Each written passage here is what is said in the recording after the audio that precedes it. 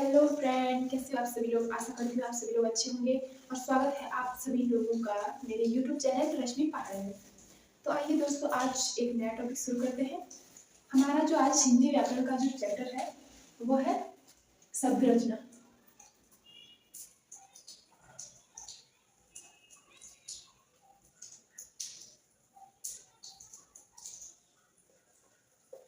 तो आज का हमारा जो टॉपिक है वो है शब्द रचना, मतलब शब्दों का निर्माण और शब्द किसे कहते हैं और शब्दों में जो भी इसके अंतर्गत आता है वो आज हम लोग देखेंगे। तो आइए देखते हैं आज का जो मेन है कि शब्द क्या है। ठीक है, उससे पहले हम लोग देखेंगे कि शब्द क्या है और इसका निर्माण कैसे होता है। ठीक है, शब्द रचना मतलब शब्द का निर्माण किस तरीके से हो रहा है। ठीक है, तो हम लोग देखेंगे शब्द। आप लोगों के 2 चैप्टर कंप्लीट हो चुके हैं, एक तो वर्णमाला और एक पहले दिन हमारा हुआ था भाषा। ठीक है, तो मैं बात कर रही हूँ शब्द की। तो शब्द का निर्माण कैसे होता है, मैंने वर्णमाला में वर्ण बताए थे, तो मैं उसी से ये बना है वर्णों का एक अव्यवस्थित समूह। वर्णों का एक व्यवस्थित समूह, वर्णों का व्यवस्थित समूह क्या कहलाता है, शब्द। ठीक है, देखते हैं हम लोग कमल, ये क्या है, एक व्यवस्थित समूह। ठीक है, ये व्यवस्थित क्रम में है, इसको एक ये वर्णों का एक समूह है, इसको शब्द कहते हैं। वर्ण और शब्द में वर्ण और अक्षर में बहुत अंतर होता है। ठीक है, वर्ण वर्ण किसे कहते हैं, वर्ण कहते हैं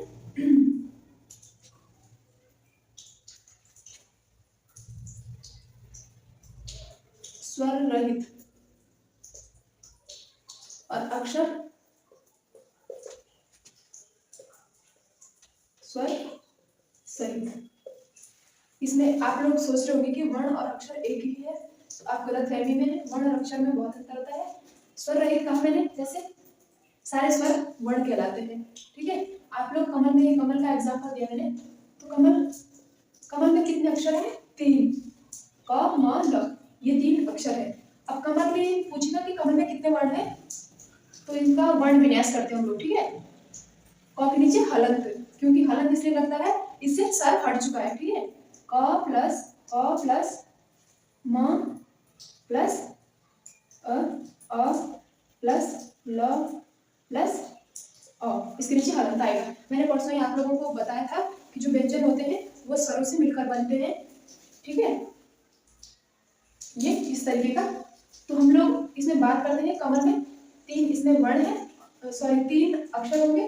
और यदि पूछेगा एग्जाम में कि वर्ण विन्यास या वर्ण, तो ये वर्ण कितने होते हैं, 6। ठीक है, वर्ण और अक्षर में अंतर। तो हम आज का जो हमारा टॉपिक था वो था शब्द रचना। शब्द कितने प्रकार के होते हैं, 2 प्रकार के। ठीक है, एक होता है विकारी, मैं आप लोगों को अच्छे से समझाऊंगी, आप लोग धैर्य बनाए रखें। फर्स्ट सेकंड है अविकारी। ठीक है, आप लोग सोच रहे होंगे विकारी और अविकारी हमारे समझ में तो आ ही नहीं रहा है, मैं आप लोगों को समझाती हूँ। इसमें विकारी मतलब विकार मतलब परिवर्तन, आम बोलचाल भाषा में कहते हैं परिवर्तन। ठीक है, तो परिवर्तन मतलब हमारा जो एक सेंटेंस होता है, ठीक है, तो उसमें जितने भी शब्द होते हैं उसमें कुछ विकारी शब्द होते हैं, कुछ अविकारी शब्द होते हैं। ठीक है, तो विकारी शब्दों के अंतर्गत क्या क्या आता है, विकारी शब्दों के अंतर्गत आता है, यही करती हूँ, संज्ञा, सर्वनाम, क्रिया और विशेषण। ये 4 क्या होते हैं, विकारी शब्द। ठीक है,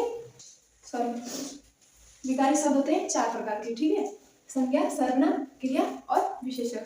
ठीक है, विकारी आप सोच रहे होंगे ये विकारी शब्द कैसे है, मैं आपको बताती हूँ। विकारी शब्द इसलिए है क्योंकि संज्ञा, सर्वनाम, क्रिया और विशेषण, इनमें जो परिवर्तन होता है वो किस वजह से होता है, किस वजह से होता है। फर्स्ट है लिंग, सेकंड है वचन, थर्ड है कारक। ये तीन चीजें हैं, इनकी वजह से इन चारों चीजों में परिवर्तन होता है। एग्जाम में पूछे जाते हैं ये क्वेश्चन, इसलिए आप लोगों को ध्यानपूर्वक समझना होगा। और ठीक है, तो लिंग, वचन, कारक। अब आप लोग सोच रहे होंगे कि ये क्या चीज है। मैं आपको एक सेंटेंस बताती हूँ, इसके बाद आप लोग समझेंगे कि किस किस तरीके से परिवर्तन होता है। राम खाना खाता है। राम क्या है, अगर इसका जेंडर हम चेंज करें, हम लिखेंगे सीता। परिवर्तन हो गया ये सब। ये क्या है, संज्ञा। ठीक है, ये भी परिवर्तन हो गया, लिंग की वजह से ये परिवर्तन हो गया। ठीक है, और अब यदि हमें वचन चेंज करना है तो हमें इसको बहुवचन बनाना होगा। राम एक सिंगल पर्सन है, एक वचन है। अगर हम लोग बहुवचन में लिखते हैं, लड़के खाना खाते हैं, ये वचन चेंज हो गया। वचन मतलब एक वचन, दो वचन। ठीक है, तो इसका जो है वचन चेंज कर दिया हम लोगों ने, और ये पूरा सेंटेंस चेंज हो गया। तो जो ये तीन कारक, ये तीन है, इनकी वजह से इनमें परिवर्तन होता है, इसलिए इनको विकारी शब्द कहते हैं। आगे समझ में? ठीक है,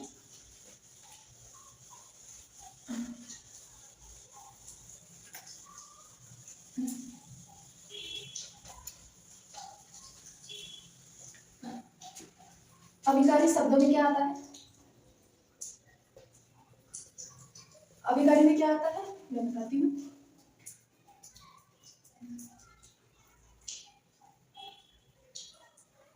समुच्चय,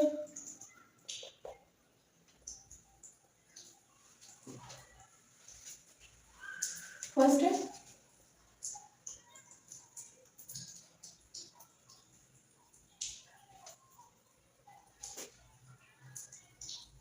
समुच्चय बोधक, सेकंड है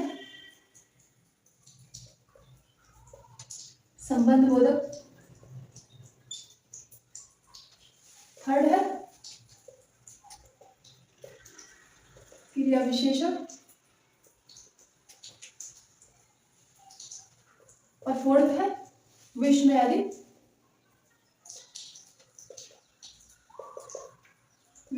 बोधक। ठीक है, ये चार है जो अभिकारी हैं। ठीक है, इनमें भी शब्द आते हैं जिनका लिंग, वचन और कारक की वजह से कोई परिवर्तन नहीं होता है। मतलब सेंटेंस में इनके इन सेंटेंस में जो है वो इन चिन्हों का कोई परिवर्तन नहीं होता है, इसे इनको अभिकारी शब्द कहते हैं। मैं इसके बाद आप लोगों को विकारी शब्द संज्ञा से स्टार्ट करती हूँ। ठीक है, संज्ञा को आज हम लोग पढ़ेंगे। ठीक है, हमारा टॉपिक है, आप अपने साथ जो आप कोई भी हिंदी की व्याकरण बुक रखते हो, राजपाल हो या लुसेंट हो, या आपके पास अगर कोई हिंदी की जो बुक है, साथ ही साथ उसके साथ कवर करते जाएंगे, और उनमें जो क्वेश्चन है उनको आप लोग अच्छे से लगा लेंगे, ताकि आपके डाउट क्लियर हो सके और आप जान सकोगे किस किस टाइप के क्वेश्चन बनते हैं। संज्ञा हम लोग देखते हैं। संज्ञा आप लोग समझते होंगे संज्ञा क्या है। संज्ञा किसी वस्तु, स्थान, भाव आदि के नामों को हम संज्ञा कहते हैं, इसकी डेफिनेशन है। ठीक है, संज्ञा क्या है, वस्तु,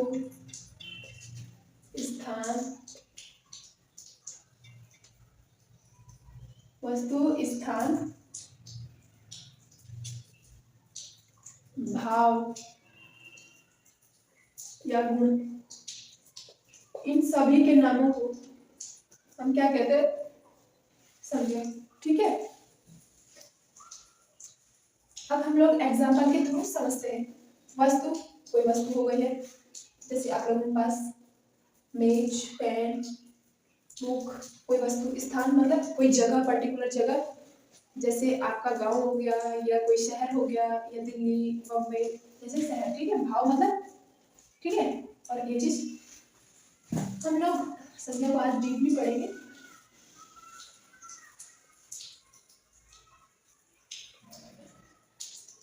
संज्ञा। ठीक, संज्ञा कितने प्रकार की होती है? इसमें भी हमारे जो व्याकरण के ज्ञाता है उनके अलग अलग मत हैं। कोई 3 कहता है, कोई 5 कहता है। तो हम लोग 5 पढ़ेंगे। हिंदी के संज्ञा के 5 वेद पढ़ेंगे। संज्ञा के 5 वेद। पहला है जातिवाचक,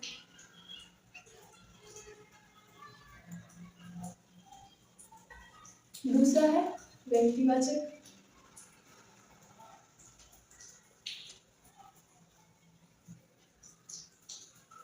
ठीक, तीसरा है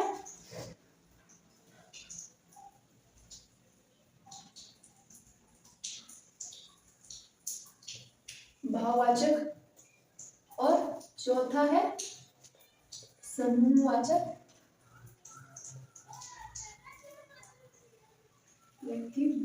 जातिवाचक, व्यक्तिवाचक, समूहवाचक, भाववाचक और पांचवा है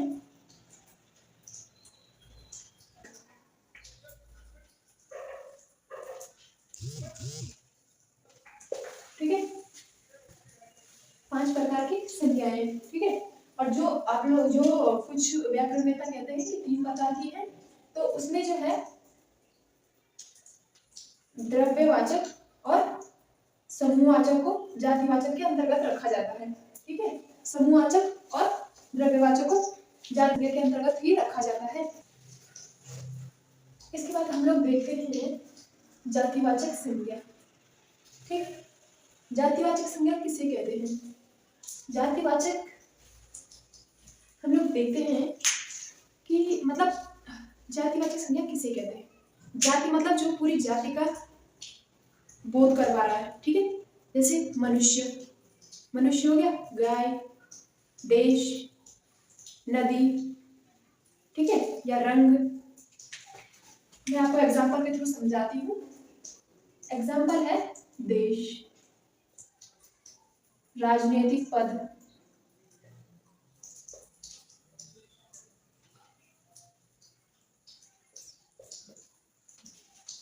रंग, मनुष्य, ठीक है।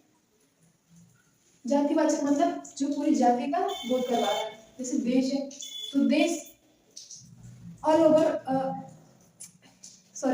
विश्व में जितने भी देश है सबका ये बोध करवा रहा है कि सारे देश। देश कौन है? पर्टिकुलर भारत, पाकिस्तान, नेपाल, ठीक है। वो फिर व्यक्तिवाचक संज्ञा के अंतर्गत आता है, ठीक है। व्यक्तिवाचक में क्या आता है? व्यक्तिवाचक में आता है कि पर्टिकुलर किसी चीज की बात हो रही है, पर्टिकुलर किसी चीज का बोध करवा रहा है। जैसे देश की बात करें, देश तो एक क्या है? जातिवाचक है। देश में कौन सा देश है? भारत, नेपाल, ये पर्टिकुलर देश के नाम है, तो ये व्यक्तिवाचक संज्ञा के अंतर्गत आते हैं, ठीक है।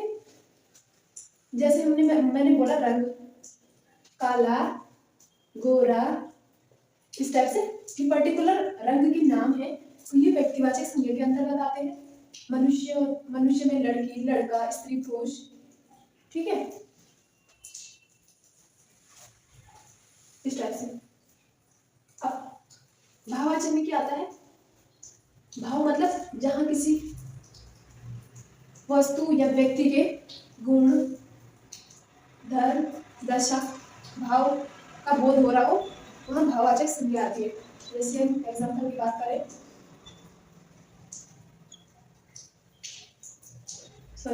गुण, धर्म, दशा, ठीक है, जहां इन सभी का बोध हो रहा हो। जैसे हमारा आता है बुढ़ापा, जवानी, बचपन, ठीक है, और ईमानदारी, ईमानदारी या सुंदरता, सुंदरता, इस टाइप से, ठीक है। जहाँ किसी गुण, धर्म, दशा, भाव आदि का बोध हो रहा होगा। जैसे बुढ़ापा है, ये क्या है? एक दशा है। ईमानदारी है, ठीक है। सुंदरता है। तो इस चीज का बोध जहाँ पर होता है वहाँ हम लोग भाववाचक संज्ञा को देखते हैं। इसमें समूहवाचक जो संज्ञा है, ठीक है, समूहवाचक संज्ञा क्या है? समूह मतलब एक कोई शब्द है, शब्द क्या होगा? संज्ञा ही होगी क्योंकि संज्ञा की पार्ट है।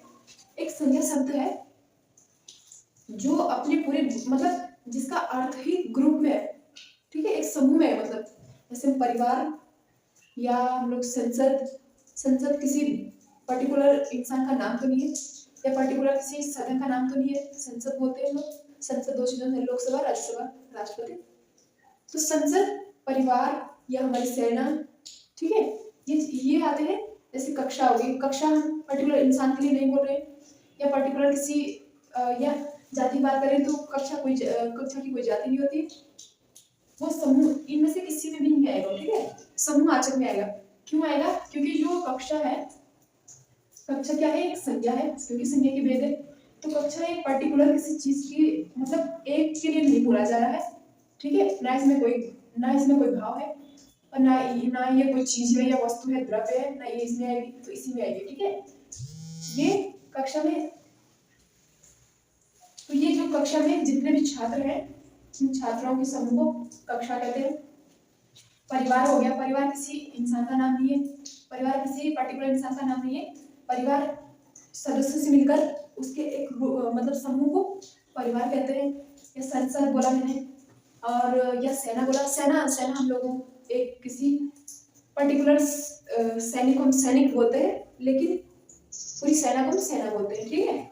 सैनिकों के ग्रुप को हम सेना बोलते हैं। तो इसमें समूहवाचक शब्दों का बोध होता है, ठीक है। जिस संज्ञा शब्द से किसी समूह का बोध हो रहा हो उसे हम समूहवाचक संज्ञा में रखते हैं, ठीक है। सेना, परिवार, संसद और बाकी बहुत सारे एग्जाम्पल है। द्रव्यवाचक में क्या आता है? द्रव्यवाचक में क्या आता है? कोई वस्तु, ठीक है, कोई वस्तु या द्रव्य, ठोस, द्रव या मतलब द्रव्य पदार्थ। देखिए आपको बोला था कि द्रव्यवाचक में किसी वस्तु आप समझते हैं, ठोस, द्रव्य जो भी है।